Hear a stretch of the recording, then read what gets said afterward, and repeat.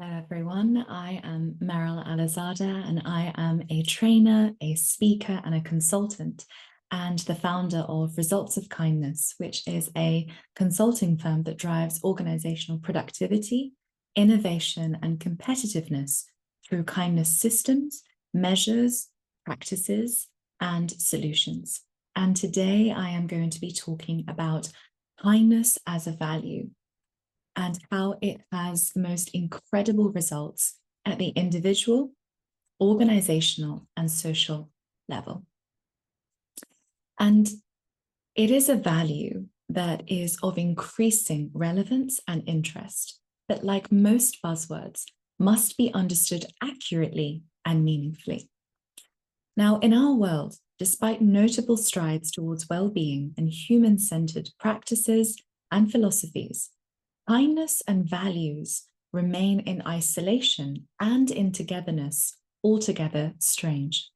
But the more strange something is, the more out of place and the greater the resistance to it, the more profoundly suited and needed it is.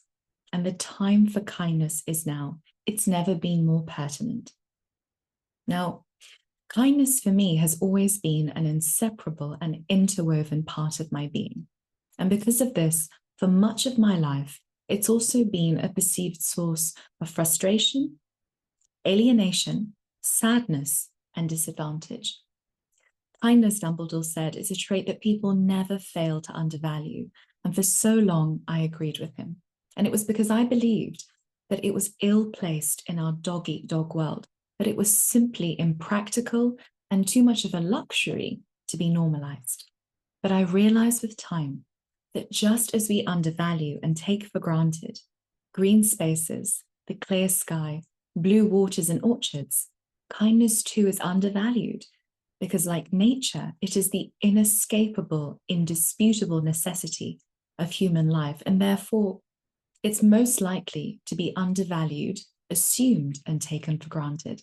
But just like nature, if it is not embraced while we can, if it is not normalized while we still have the resources to do so, individuals, societies, and companies incur long-term and far, far-reaching loss. And in this talk, as I mentioned, I hope to extend on the tripartite philosophy that my organization, Results of Kindness, rests on, which is that kindness is core and crucial for self-actualization, growth and expansion at the individual level, and optimal collective well-being and cohesion at the social level, and most intriguingly, drives profitability, competitive edge, and productivity at the organizational level. So why? Why is it such an innately and intrinsically successful strategy, and yet so few adopt it? Well, the answer is simple, but complex at the same time. And that is because it's a part of our DNA. It's what has kept us alive, sustained, and ensured that civilizations, the best of civilizations, were able to realize themselves into long-standing empires and examples of optimal achievement.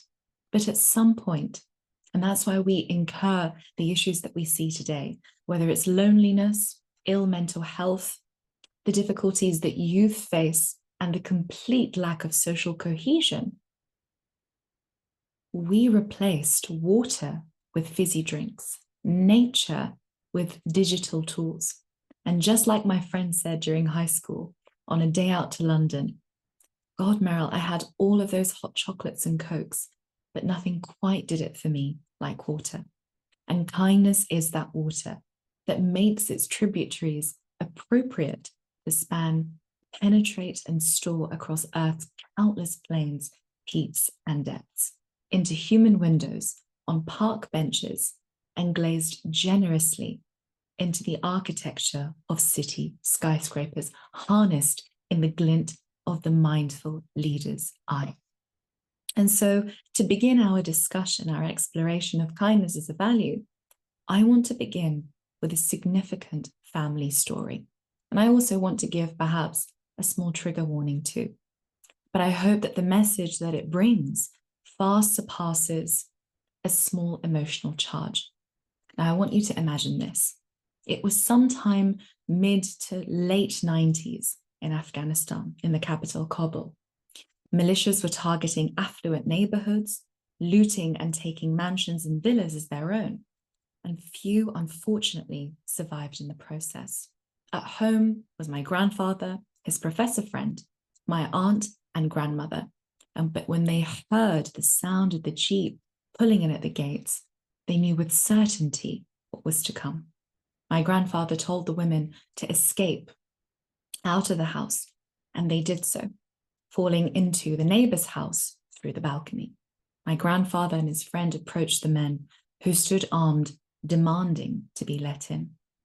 Now, suddenly another truck pulled up onto the road, and a few more men came out, and they said, "We have to go back to HQ immediately." So the men retreated back down the road.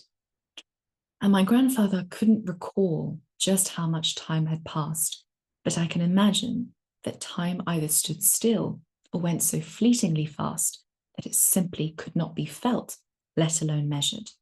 And when the men finally returned, they didn't have their guns on them.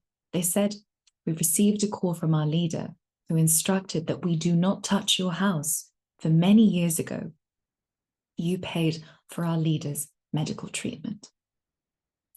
Now, for me as a child, I was stunned because my grandfather didn't remember when or how an acquaintance had turned into a military leader, nor did he remember the act in question.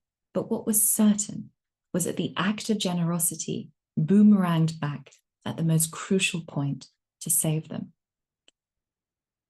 And it is without a doubt that without that favor, I'm not sure that my family would have survived. And so this story points indisputably to the power of goodness, generosity, and humanity, that every act of goodness will return to serve, save, enrich, and expand you. And when my aunt first told me that story, she said, "Meryl, this is one of many tales. Frequently, his good deeds came to save us, protect us, and favor us in the most difficult of circumstances, in their journey of exile, in their displacement, and eventually their resettlement in Europe." And it made me realize that the shadow of kindness is so loyal that it does not leave your company or sight. It is the friend that comes to bring miracles and provisions and true success. And I had long forgotten of that story until I was reminded again last September on a solo trip to Uzbekistan. And it was my first night in Samarkand, and I was eating ice cream, looking up at the minarets. The moon was full, and like that entire trip that taught me so much about the human essence, I felt a message coming towards me. Shortly after that gut feeling, a little boy did come over, and he said, "Opajan, sister dear," he said, "can you buy these tissues?" And I said, "How much?" He said, 10,000 song. So I gave him 50 and immediately put my headphones on, got up and left. And the reason I did that was because the guilt of watching children labor became a little bit too much. It was something that in England we don't see that much of. And it was painful to see him working so hard into the night. So there I was, walking fast. The music was loud, and I felt like someone was walking behind me, but I kept going. The guilt I found pushed me further and further and faster up that road. And as I did, I felt the footsteps speed up. I didn't look back, but eventually, at some point, I slowed down. Then I saw a small shadow cast on a wall, and I stopped, finally. It hesitated and then gently tapped me, and so I turned round. "Opajan, your change." I said, "Please keep it." He said, "No, this is your right returned to you." And I had so little to say in that moment because I was stunned. For what reason did he have? What bound him to run after a tourist who he was absolutely sure had no use for the change? Now, given that Uzbekistan's currency was so very low, he knew for certain that other than for reasons of ethics, he didn't really need to give me the change back. And yet the might of his goodness made me replay every moment that I had fallen short, that someone of so few years could teach me something so grand. My neck naturally craned, and I looked deeply into the ground. And when I finally raised my head back up to meet him, all I could manage was, no, it's okay. And so he smiled and looked down and said, thank you, and put the money in his pocket. And so I asked him something that was difficult to ask, and I didn't really want to hear the answer either. I asked him, I said, did you make enough today? Is your work hard? And he answered in a line that I will carry with me forever, and one that I want you to remember too. He said, it's hard, but I can't remember the last time I went home empty-handed. The moon that night grazed its potent gaze onto him. His face was this quiet wisdom and innocence that stood so beautifully alongside dignity. And that face was testament to the certain protection, abundance, and provision that is reserved for those who act in good faith, that against all odds they are provided for. Against all odds, miracles are reserved for those who walk in goodness. And it reminds me of a Farsi saying that says, do good and throw it in the sea, and surely it'll make its way back to you. And really, the phrase is about striving towards the ultimate good, being driven by universal humanity, being unconditional in your giving, in ethics and justice, so that in even the dispersing ocean, that good will make its way back to you every single time, that no act of generosity is ever wasted. For my grandfather, the good waited. It reserved for the moment an entire bloodline needed to be saved. And for the little boy, it waited to serve him when he needed to make enough to go home. And organizations, companies are no different, because just as the world is governed by universal laws, the law of reciprocity, in this example, which is that you give what you get, so too are organizations. Now, in ethical organizations, by striving for the greater good, its people grow and transform. They have something higher to aspire to, and therefore they expand in their height, in their grandness, and in their goodness. The great thing about mission is that it fosters a space for learning, discovery, and striving. When companies only focus on profits, they are reduced to mere machinery, while a business that operates with wisdom, integrity, and purpose is a living, actualized organism. And the distinction is profound and the results deeply surprising and awe-inspiring, because we see 52% lower turnover rates, 3% higher productivity, and 21% greater profitability.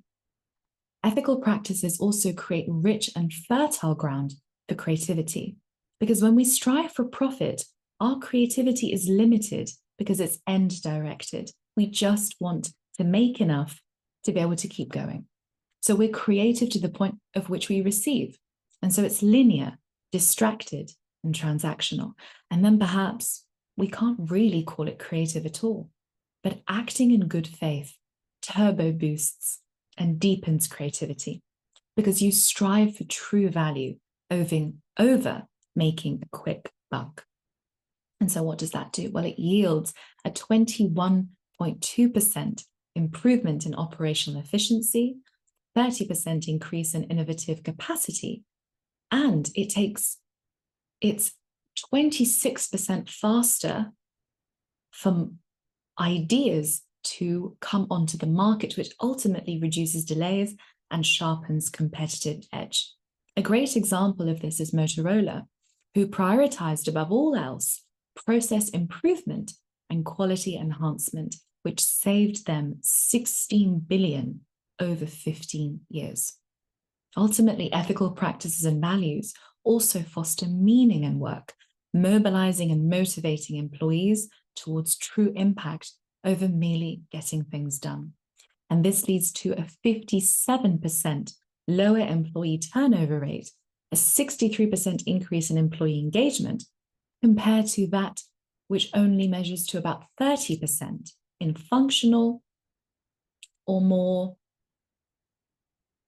lower interest focused organizations.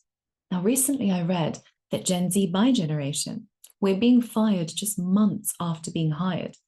And then I read something immediately after that could perhaps indirectly explain why. And it's astounding. Bible sales have surged from 87% from 2019 to 2024. I read further and found that nearly 30% of young people believe now in a higher power. And so rising spirituality levels in Gen Z indicate that this generation seeks and prioritizes working for organizations with mission, purpose, and a greater reason for existing in a world where everything feels synthetic and insubstantial. Meaningless or purposeless work returns us to what we are desperately running away from. And there's a reason why so many of us spend our weekends knitting, doing meditation, or reading up on red flags. Because in a world where we have all the information that we need, or perhaps that we almost don't, there is very little that is meaningful.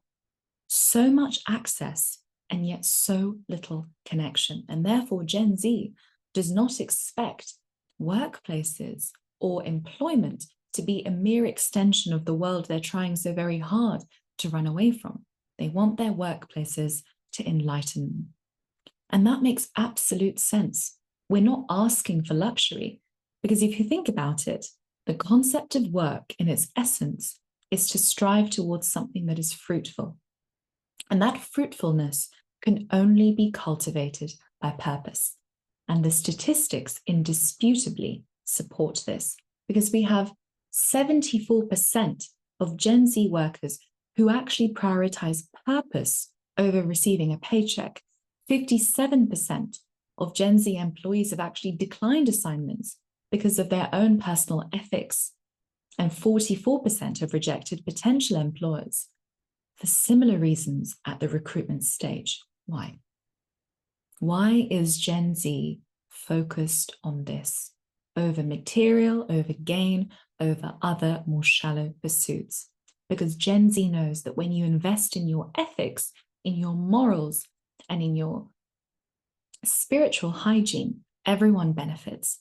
Now, in a recent talk that I delivered to law students, I said that when you are ethics driven, you are requiring, without even saying a word, that your chambers or your firm or your next workplace be the same. Because ultimately it determines practically, logically, and statistically whether you stay or whether you go. Because every organization, whether we see it obviously or not, has an energy field. One with bad karma will deplete you. One with good karma will renew and add to you and your excellence. And so ultimately we see that organizational morality necessarily drives employee well-being, motivation, and retention. And in the same vein, organizations benefit too. This isn't just for the employees, although it's very important that it is. Ethics-driven companies attract people of integrity, honesty, and relational fairness. Would you rather have that than toxic, petty, and material-bound employees to work with? And this ends up benefiting organizations exponentially that see 89% increased financial performance, 50% increase in customer retention rates, and 22% of reduction in internal conflicts. And really, beyond the statistics, and this is something that you may or may disagree with, but I've worked across many sectors and I've seen time and time again that businesses with good karma who've conducted themselves well, when they find themselves in tight spots, in deep debt or trouble, find their resolution in the most miraculous of ways. Something swoops in at the same time. Some strange stroke of luck that turns things around. Because you see, universal laws are fantastically resourceful. Just as the good waited until that little boy had his night shift or was going through some increased struggle, I've seen the same phenomena apply to businesses. And ultimately, it brings us to the realization that I always say that kindness is razor sharp. It always hits bullseye. So why would a company that requires leverage and favor and luck not want to hold on to that secret superpower of strategy and approach? And this brings me to my second point as to why kindness is such an important value. Now, growing up, I always believed that my lack of a clear emotional, social, and ethnic postcode made me lonely and not much more. But now, when I look within and I see a mosaic of 100 countries, worlds, and viewpoints, my decisions, my insights that are derived from a sphere of synthesized wisdoms and approaches, I can see that feeling alienated, uprooted in all the places that should have embraced me as home broke the ego out of me so deeply that meant that I sought to listen, embrace, and believe that every voice and person that came before me had monumental and untapped value to provide for me, even in their silence, even in their unkindness. Every person is important and every person has something of contribution to give to the world. So that rootlessness actually made inclusivity and embracing diversity, because I did not know where I fit, an inner fluency, almost a second language. And I've also found that by extension, that inclusive societies and organizations become David statues of wisdom, perspective, and agility that are capable of meeting the world and thus the business atmosphere with great elegance and capacity. Now, before I came into my current role, I worked in a nursery for a year as an SEN support practitioner. And my job was to deliver one-to-one learning, development, and key skills to support young children with deeply complex learning and development needs. And I was allocated to work with a 4-year-old with autism, who everyone mentioned and warned would require a lot of patience, effort, and stamina to support. And one thing that he loved to do was to continuously push the bathroom flush. I remember the first time I saw this. I remember I was entertained, but most others weren't. And the teacher, after a few warnings, whisked him away to the classroom. And I remember how loud he cried and how much he screamed and just how distressed he was. Later in the garden, I saw something else. He kneeled down to bite the grass and then went over to bite the edge of the wall as well. And so I asked the teacher again, why, or what's causing this? What's driving this? And she said, he's doing it for attention. And ultimately that felt too dismissive of an answer, because it didn't really give any insight into what was driving his actions. It's far too common to say or to assume that everything that children do is for attention. I really couldn't quite believe it. And because it was my first time working in a nursery, I didn't have an immediate solution to offer either. So I decided to do what I do most of my life and in most of my interactions. I just noticed. I approached with curiosity and openness. And so while he flushed the bathroom, I noticed that he looked like he was trying to achieve something that was important to him. And when he bit the wall or the grass, he looked calmer after. So I sort of synthesized this into my head and I thought, this is important information, let me bank it. So the next time he ran to flush the bathroom, I put a light switch toy in front of him. Didn't say anything, I just presented it to him. He shook his head as if to say, I have no need for this, and continued to press on the flush. So I kneeled down and took the switch toy into my hands and just played with it. I switched it on and off, looked over at the colors, and this gave him the space to see what I was doing to become curious. And eventually he came over and I presented it to him and I stood back because I had noticed that he liked his own space and he liked to come to things of his own volition rather than being forced.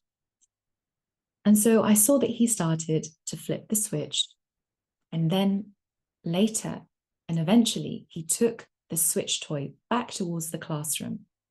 And ultimately, the flush was replaced with that switch and then some others that I presented to him. And I saw that over time, the redness left his cheeks. He looked calmer and he looked relieved because he had replaced a behavior that served him to some level to something that was a little bit more sustainable for him in a switch toy. And I realized then what was driving his behavior. And I saw in it a sanctity of a wisdom too.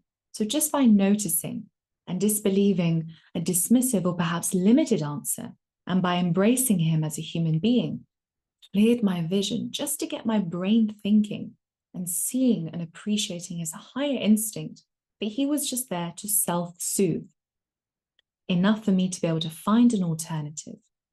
And this inclusive approach, which is not so much the domain of a genius or incredibly gifted person, but just because of my own experiences, I always believed that inclusivity and openness and a sense of grace was needed for me, and therefore I should extend it to the world. Ultimately saw this little boy transform from a non-verbal child who experienced multiple meltdowns in a nursery day to on the last day, his last day at nursery, he came, sat next to me and read Cat in the Hat with a fluency and a joy and an accuracy that would put voiceover actors to shame.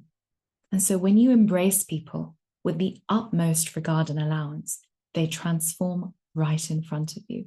When you approach with curiosity, respect and acknowledgement of the innate value and the wisdom of others, they bloom before you.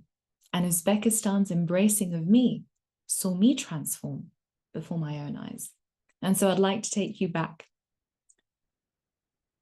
I remember arriving into Samarkand airport, quite jet-lagged and quite tired, but quite awake with apprehension too. And I kept thinking about whether my triple barrel identity would cause me issues on my trip. English, Afghan, and Uzbek.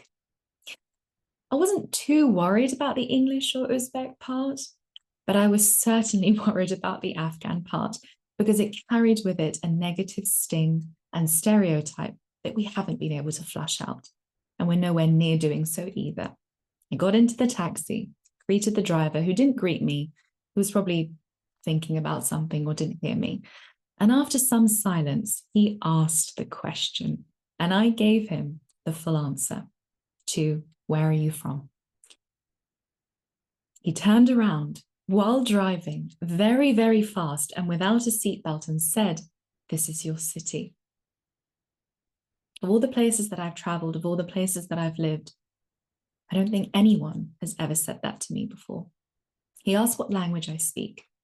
I said I speak both, but my Tajik is far stronger than my Uzbek. And he said, "You are our daughter. Be fikr, be tars," he said, "without concern, without fear. Speak Tajik to your heart's content, for you are one of us." Again, no one had ever said that to me. He went on, surprisingly, and to my great joy, to praise and speak warmly of the city's diversity, of Afghan vendors, Arabs, Tatar families, and a once prosperous Jewish community. And he said, "Our city cannot be without them. We are not a city if we are not of 1,000 faces." And I thought, being Uzbek, it was easy for him to embrace me. But then I saw it again and again across my trip. When I visited a holy site in Bukhara, I watched as the muezzin, the person responsible for the call to the Islamic prayer, transform into the most incredible tour guide, greeting tourists across the world in flawless Russian, French, some German, then back to Uzbek, back to Tajik. His attentiveness, his generosity, and the way that he gave of his energy never faltered, swayed, or reduced according to the demographic that was before him. He was unconditional in his hospitality and in his regard. And this indiscriminate goodness and regard for others beamed not only from him, but from marketplaces, restaurants, the streets, and everywhere else. Their soft smiles, their regard for your comfort, for your ease, their grace towards tourist quirks and habits, in turn, birthed in me a deep, deep sense of custodianship and responsibility to caretake for everything and everyone that I saw. I spoke with an unashamed, overflowing love with others, not with the caution and the polite distance I operate from back in England. It physically hurt me, I remember, seeing some tourists make the merchants take down the entire shop, only to leave after offering the most inhumanly low haggles. I felt as if the country, which it is my own, and therefore I was responsible for its people, for certain situations, and for improving the space. My heart being giddy to give, knowing that I was safe and embraced in doing so, that I wouldn't be considered patronizing, I wouldn't be laughed at, made my movements, interactions, and decisions become increasingly sculpted by a sense of deep gratitude and deep devotion. Because you see, there's a huge difference between not littering because it's socially wrong and not littering because it hurts the heart to spoil the land that considers you their own. Now, in those 2 weeks, I spent a lot of time asking the question, how? What is it? Is it in the water? Is it in the culture? What is it? And I realized that this inclusivity that Uzbeks extended to others came from the country's own long-standing diversity that dresses the traditional landscapes and the people with a considered, open-hearted wisdom and architecture that eclipses and puts before you on an ecstatic platter a synthesis of the most beautiful offerings of all the civilizations that came to touch and synthesize into its soil, into its people, and their composition. Etched into the walls, each street holds a new face of dazzling craftsmanship. Yet the difference between people, the difference in those patterns, the difference between the different areas of the cities, only creates a peaceful cohesion, as if its diversity only enriches the space.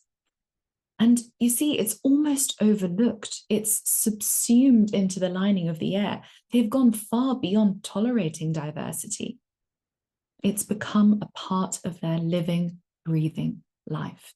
And it explains why, historically, it served as a cradle of wisdom, social cohesion, and human excellence by embodying the best and the height of humanity's offerings through joyful reception and curious regard.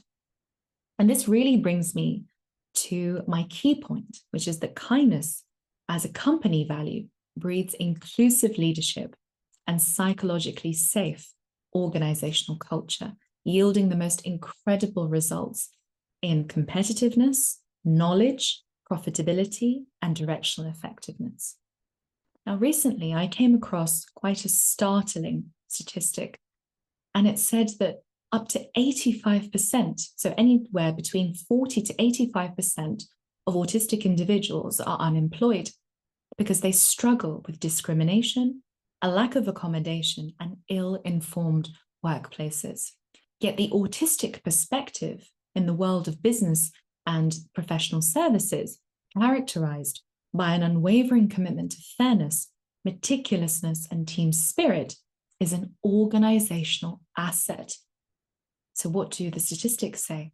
It leads to 40% more productivity when roles align with skills alongside accelerated creativity, improved team collaboration.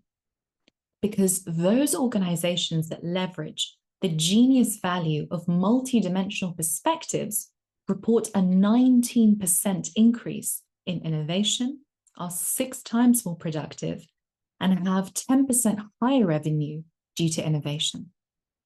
Now, I want you to reflect, and I do so quite often, that there are so many individuals who don't fit the mold and yet have universes, because they don't fit the mold, to contribute to our single world. And yet so many of them span their entire lifetimes believing they're never enough because they cannot fit into that single cog that we have declared as the only prototype and an expression of success and brilliance. Because so much of the time, difference is reacted to with fear and dismissal. And imagine what we would do if we acted the opposite, how much we could achieve, how much we could grow by bringing individuals into center stage who are innately best qualified for the job. Leaders are supposed to serve people. So why aren't we putting into leadership positions those who lead with the best interests of everyone, not just their own? Those who are driven by true impact over ego. Wouldn't that make the company work harder and faster and more creatively?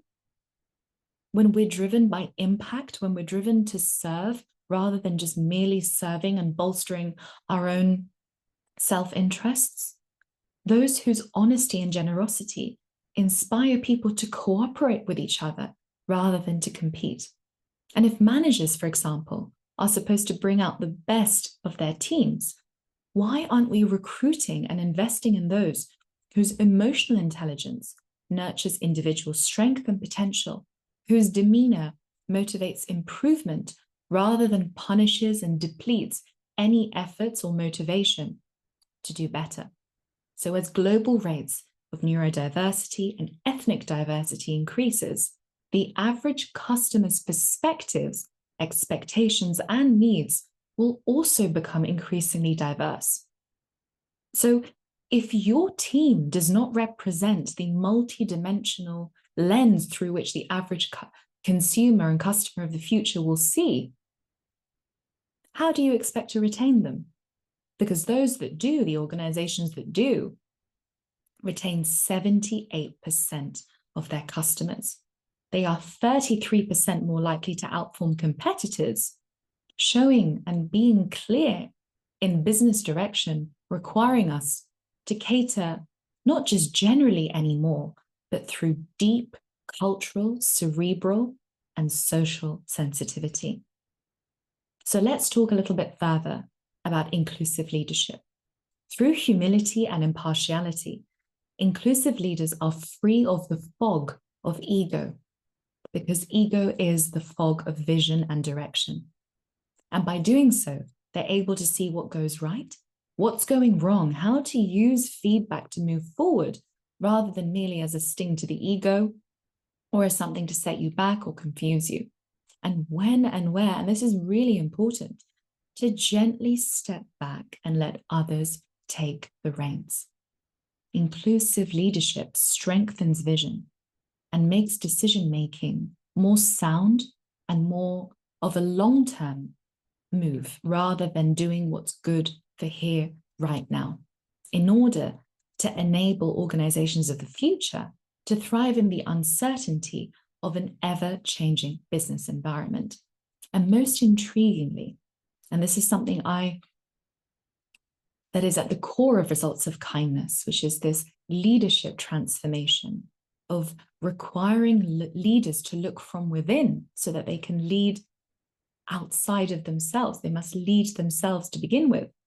Inclusive leaders experience deep inner development by becoming more aware of their own limitations, biases, and areas of self-improvement, because they have the humility not only to see it, but also to work actively towards them. Now, how many people can see that it's not working for them, but how many people have the ability or the thick skin or the diligence to be able to see the project through and actually transform themselves by the knowledge that they have? Very, very few.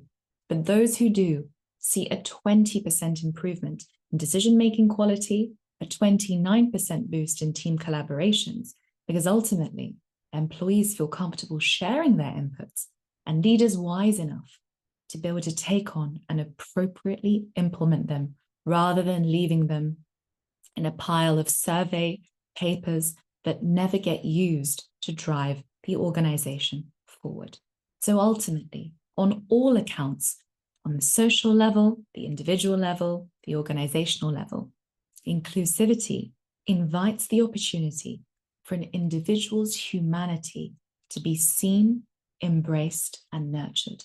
The open-minded approach is not just something that is nice for liberalism as a front, but sees transformation at the organizational, individual, and social level. And so most of the time, when we see people, there are many things that actually stop us from truly seeing them. So how can we create the space to nurture the best of them into an embracing spotlight and be their receptive audience if our vision is unclear and our internal mechanisms unable to see them for who they really are? And so to end this discussion, to end this interesting exploration of kindness as a value in the 21st century, truly, I want to extend a deep and specific regard for any young people who are watching, because the future of humanity rests firmly in the hands of people like you, because youth carries with it a mobilizing energy, a necessary innocence, enough to keep the belief in miracles intact, which is something that I have come to find as a 27-year-old who now has to characterize themselves as an adult, that adult life can sometimes challenge and sometimes undermine the possibility that there are infinite possibilities. And not because life suddenly becomes less than beautiful, but because certain situations make it hard to remember that we absolutely can change the world. And so while your vision as a young person still glitters and your smiles remain deep and generously given, I hope that the philosophy presented to you inspires you to place the value of kindness into the cornerstone of yourself, and for any leaders and organizational members watching to consider placing kindness at the heart of your organizations. And if you don't quite know what that looks like, get in touch with us, send us an email, because as the world's issues deepen and multiply, and we create more and more initiatives that eventually and surprisingly fail, we are reminded of one blind spot, which is that we've forgotten that the healing is in the wound. There is nothing within humanity that cannot be absolutely corrected with humanity. Only human-centered, humanity-affirming approaches will work. And so I'll end with a poem from my poetry book that was published in 2019 called Rumi's Daughter, to help the light of kindness flicker in you a little while longer. Do you love yourself enough to do good? And do you love yourself even more to make good your entire existence? And so make it your entire existence, and let the comprehensive, generous, and ecstatically grand gifts flow. Kindness is the value of the future. And I hope that you join hands with me and many other kindness advocates to make it happen, because it must, logically, philosophically, socially, and individually.